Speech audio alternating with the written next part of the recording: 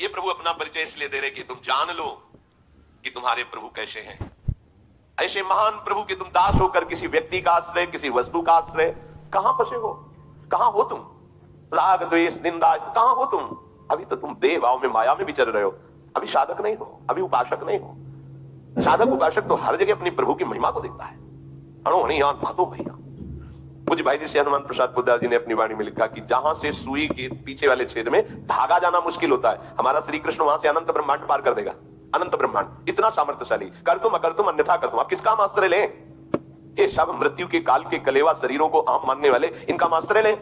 ऐसे प्रियतम, ऐसे स्वामी का दास होकर किनका आश्रय ले? है नहीं कोई तो किनका? दूसरो न कोई, मेरे तो गिरधर गोपाल, दूसरो न कोई। अनुस्मरित कहने का भाव है कि आप जब निरंतर चिंतन करेंगे तो आपको अलग से कुछ भी ज्ञान प्राप्त करने की जरूरत नहीं पड़ेगी। यही खास बात है। अगर हम निरंतर भगवत स्मरण कर रहे तो सच्ची मानिए, जो भगवान शंकराचार्य को ज्ञान है वही आपको हो जाएगा ज्ञान। जो भक्ति आचार्यों के हृदय में वो आपके हृदय में आ जाएगी, क्योंकि भगवान का नाम ही आचार्य है, गुरु है, ग्रंथ है, पंथ है। सच्ची बात कह रहे हैं, यहां टिकना बड़ा कठिन होता है। अगर नाम चल रहा है तो कोई ऐसा ज्ञान नहीं है जो आपके हृदय में प्रकाशित न हो जाए, पर इस पर विश्वास नहीं होता।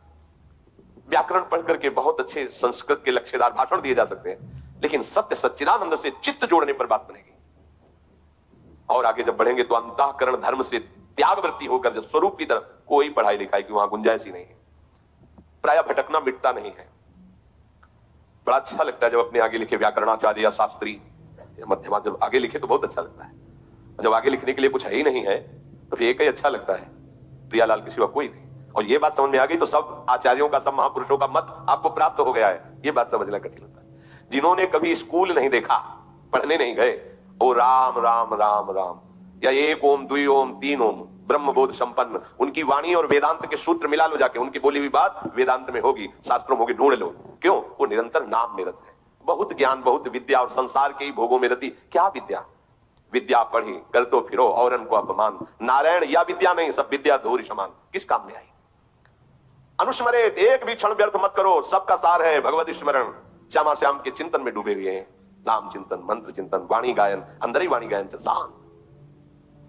तो बोले फिर क्या होगा? इसका परिणाम क्या होगा? तो प्रयाण काले मनुषा चलेन भक्त्या युक्तो योग बलेन चैव भ्रूर्मध्ये प्राणमावेश्य सम्यक सतम परम पुरुषमुपैति दिव्यम। फिर आपको कह रहे हैं जैसे योग मार्ग में होता है, शब्द कमलों का वर्णन आता है, जो इनको भेद करके वो फिर ब्रह्म को प्राप्त होता है। कुंडलनी जागरण, कई तरह की योगिक चमत्कारमयी वृत्तियां वर्णन योग ग्रंथों में आता है। हम आपको अनुभव की बात कहते हैं, वो भी किए हैं, क्योंकि संन्यास मार्ग में चले तो नैष्ठिक ब्रह्मचर्य के समय था प्राणायाम, पद्मासन, संयम, नियम, जो जैसे गुरु कृपा से नाम में इतनी सामर्थ्य, बिना किसी प्राणायाम और पद्मासन लगाए अपने आप आपके जो चाहिए वो प्राप्त हो जाएगा। सप्त कमलों का भेदन, कुंडली का जागरण, सुषुम्ना नाड़ी का खुल जाना, ब्रह्मरंध्र से चिंतन होने लगना। आप जब अच्छे से भजन करोगे तो आप देखोगे यहाँ हल्का सा दर्द शुरू हो जाता है। ये आज्ञा चक्र कुतकुताहट से मीठी मीठी दर्द, जब आप अच्छे साधक होगे तो। अगर आपका ब्रह्मचर्य ठीक नहीं तो ये सब कहानी है, ये फिर केवल कथा सुन लो। अगर आप ब्रह्मचारी हैं, संयमी हैं और आप नाम जापक है तो आप देखना हल्का सा यहाँ आज्ञा चक्र में एक मीठा मीठा दर्द। वो ऐसा नहीं कि दुखद हो, पर वो एक ऐसा है, यहाँ एक वो शब्द नहीं। जब यहां शुरू होगा तो आपकी दृष्टि जो है वो एकाग्र होने लगेगी, नाशाग्र, बिना नाशाग्र किए वैसा भार पड़ता है आनंद का कि नेत्र अपने आप ऐसे अर्धनिमीलित नेत्र होने लगते हैं। और फिर मंत्र यही ऐसे जैसे ऐसे प्रकाशित होता है बार बार बार बार। उसके आनंद का वाणी की सामर्थ्य नहीं, कोई योगिक क्रिया नहीं, कोई पद्मासन, पैर पहले बैठे, सोफा में बैठे, कैसे नाम चल रहा है ना, इतनी हीट पैदा हो रही, ऊर्जा शक्ति आध्यात्मिक, आज्ञा चक्र खुल रहा है अपने आप। ये जो सप्त चक्रों का भेदन है, बिना किसी प्रयास, हम ये पूरे शरीर में कंप शुरू हो जाएगा। अगर आपको एकाग्रता पूर्वक नाम जप करें तो संभाल नहीं पाएंगे, मतलब एक एक नस नाड़ी कांपने लगे, जागृत हो रही कुंडली। नाटक करने की जरूरत नहीं, इसमें नाटक नहीं होता। जैसे आए थे कि भाई कुंडली जागृत हो, जैसे किसी को भूतावेश नहीं होता हो, ऐसे ये बहुत गंभीर मुद्रा होती है और संभाल रहा है बस शांत एकदम भगवदाकार जागृत हो रही। कुंडलनी जागृत करने में योगिक क्रिया में धोखा हो सकता है। अगर कुंडलनी का मुंह जरा से नीचे हो गया, मान के विचारी हो जाएगा, भ्रष्ट हो जाएगा। नाम जप की अगर वाला शब्द नहीं है, सीधे जागृत होती है।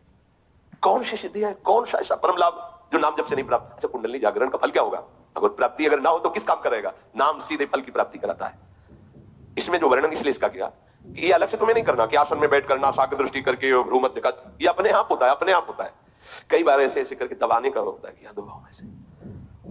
बहुत समय तक हमने गुरुदेव भगवान के पास शरदर्द की बाम देखी है, शाम के ऐसे ऐसे चिंतन से नस इतना मजबूत थोड़ी नस नाड़ियां, निरंतर चिंतन के प्रभाव से 1 बजे रात्रि देखा गुरुदेव भगवान से बैठे। कब सोते हैं, कब यमुना जी से हमारे तो सुबह देखा थोड़ा लेटे, कभी प्राणायाम कहीं वहां प्रश्न ही नहीं, हर समय सब जागृत हो जाएगा। सब जब आग लगेगी तो कुछ नहीं बचेगा, सब भस्म हो जाएगा। ये नामाग्नि ज्यों ही प्रकट होगी, सब काम क्रोध सब भस्म, सब यंत्र खुल जाएंगे, सब सिद्धियां आ जाएंगी। विश्वास करो, अलग अलग से एक एक ठीक करने की जरूरत नहीं, सब जागृत हो जाएंगे।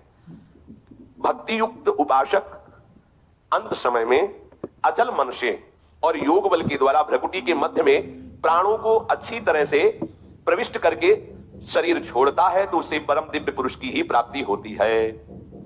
योग बलेन, योग से अगर आपको लगता हो कि अष्टांग योग का भगवान इशारा कर रहे हैं, मान लीजिए आप, लेकिन हमारा इशारा अलग जा रहा है भगवान के ही वचन से। योग भगवान कराते हैं, अष्टांग योग में हम करते हैं आसन प्राणायाम प्रत्याहार ध्यान धारणा समाधि, और भक्त का योग भगवान कराते हैं। तेषाम शतत युक्तानाम भजताम प्रीति पूर्वकम ददामि बुद्धि योगम तम, ददामि मैं देता हूं उसे योग बल, मैं प्रदान कर, महायोगी श्री कृष्ण है। बुद्धि योगम तम ये नमाम उपयांति, मैं उसे योग, ये है निर्भय योग। सच्ची अगर कभी योग के मार्ग में कदम रखे अष्टांग योग में, तो पहला सूत्र याद कर लीजिए, अगर ब्रह्मचर्य नहीं तो आग से खेलना होगा। पद्मासनों में बैठा प्राणायाम करना और कहीं कुंडलिनी आज जागृत की वृत्ति और ब्रह्मचर्य छीण, तो आगे चलकर ऐसे भयानक रोगों से ग्रसित हो जाओगे जो आपका जीवन जीना मुश्किल हो जाएगा। ये हम बड़े बड़े योगियों से गंगा किनारे मिले, बहुत ऐसे काहे को झंझट में फंसे। अरे राधा राधा राधा राधा राधा राधा, भाव कुभाव अलख आलसहु, नाम जपत मंगल दिसिद सहु।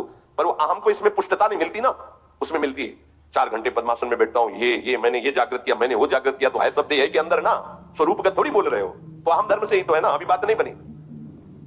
असंप्रज्ञात विचक्षणा समाधि में पहुंचा हुआ ही ये सब त्याग कर, और ये समाधि प्रेम समाधि के आगे लघु है, और प्रेम समाधि के लिए पद्मासन की जरूरत नहीं है, राधा राधा की जरूरत है। राधा राधा राधा, उद्धव समस्त योगों की ज्ञाता है पर प्रेम योग का ज्ञान नहीं है।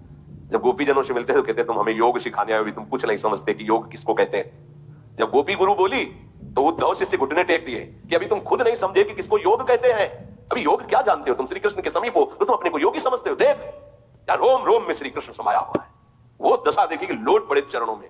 प्रेम योगी से बड़ा कोई योग नहीं होता, और ये प्रेम किसी साधन से नहीं मिलता, ये केवल नाम। प्रेम मूल यह नाम है, प्रेम का मूल क्या है? नाम है। प्रेमी रसिक जपत यह नाम, प्रेम मगन निज मन विश्राम श्री हरिवंश जहां रहा है। प्रेम प्रवाह परे मन सोई, तब क्यों लोक वेद शुद्धि होई, जब हरिवंश कृपा करी। अब व्रत संयम तब कौन कराए? प्रेम प्रवाह में बहता हुआ मन युगल सरकार की दिव्य लीलाओं में आप कौन है? प्रेम मूल यह नाम है। प्रयाण काले मनुष्य चले, ये योग बल से अपने। और यहां लाडली जो आती है, लाडली जो, तुम प्रेम मार्ग के पथि को बात पर विश्वास करना, तभी समझ में आएगा। हम प्रमाण नहीं दे सकते इसका। अरे थोड़ी सी मन में परेशानी होती है तो लाडली जी को चैन नहीं मिल पाता, फिर अंतिम परेशानी में वो आप विराजमान रहे निकुंज में, लाल जी को गलबैया दिए, सवाल नहीं उठ सकता। दासी वत्सला कर ही राधा, थोड़ा भी अपनापन में लाडली जी व्याकुल हो जाती है कि इसको मानसिक परेशानी जरा सी भी आती है, कहीं भी हो, देखा है कहीं भी हो, कोई क्षण ऐसा नहीं कि उनका दास उदास हो जाए और वो चुप बैठे रहे। निर्मोही समझते हो क्या? उनको निष्ठुर समझते हो? करुणा समुद्र है, अति उदार करुणा वरुणा ले युगल सरकार है। फिर तुम्हारी अंतिम